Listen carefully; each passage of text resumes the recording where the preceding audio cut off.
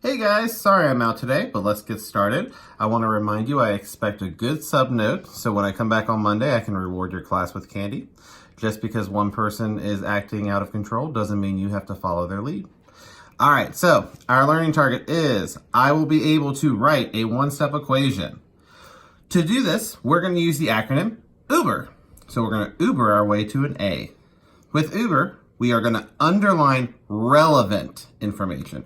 That means important things. We're not underlining the distractors. We're going to box the question, which is also the unknown or the variable, and then evaluate and reflect. We're going to save these two steps until next week. So today we're only focusing on the U and the B, underlining relevant information, boxing the question. So, Laura and May participate in a quiz contest. They score 23 points in all. If Laura scored 9 points, how many points did May score? Write an addition problem that would solve this problem. Today, all I want you to do is underline and box the questions. So something important here is that they scored 23 points in all. And Laura scored 9 points. What we don't know is how many points did May score? So I've underlined my key information. I've also boxed my question. Now I'm ready to write my addition problem that would solve this. I like to use this format. It helps remind me that I need to have two different expressions going on either side of the equal sign. I always start backwards. So I try to figure out what is my end result. In this problem, Laura and May participated in a quiz contest. They scored 23 points in all. If Laura scored 9 points, how many points did May score? The end result is the 23 points. All together in the end, they had 23 points. I'm going to put that 23 right here. Now, I have the 9 points, and how many points did May score? That's going to go on this side. So I know Laura plus May equals the end result, or the 23 points. Laura is 9. May, I don't know. That's my unknown or my variable. In this case, I'm going to use an M for May. You could also use P for point. Either letter is okay. This is as far as I want you to go today. We'll talk about solving this next week. Next, Selena is baking chocolate chip cookies. The oven is set to 375 degrees. The recipe calls for 2 1/3 cups of semi-sweet chocolate chips.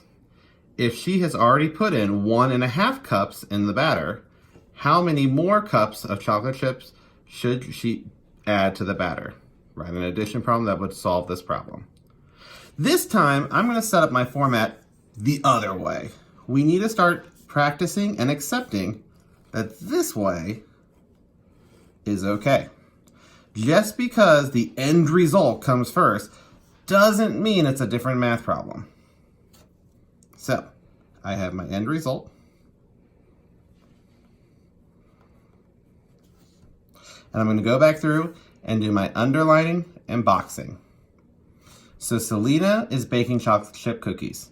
The oven is set to 375 degrees. Even though this is a number, I am not going to underline it because it's not relevant. We call this a distractor. It's trying to see, are you just going to pull out any number to make this work? This number has nothing to do with the amount of semi-sweet chocolate chips, which is what this whole problem's about. So I know she needs 2 1/3 cups of semi-sweet chocolate chips. I know she already put in 1 1/2 cups. And now my question, how many more cups of chocolate chip cookies, or chocolate chips, I'm sorry, should be added to the batter? In the end, the total amount that I want in there is 2 and 1/3 cups. She's already put in 1.5. What I don't know is how much more. So this is what she's already did. And this is how much more. For this, I'm going to use a C for chocolate chips. And this is my expression. For the rest of this worksheet, I do have the format set out for you for the next 2 questions. I want you to use that. In the last 2, you have to do on your own. You will turn this in at the end of the class. I do expect to see on every single one of these questions the underlining and the boxing, and then you writing out the expression. At the very end of the class, when you're finished, I want you to get onto Google Classroom and do your exit slip. If you finish everything, you are to get on Flocabulary. And if you're finished with everything on Flocabulary, which a lot of you are not, I have reset a lot of your test and quizzes on there. If everything is then finished, get onto Alex. Be good for the sub. I expect a good sub note, and there could be candy on Monday. Have a good day.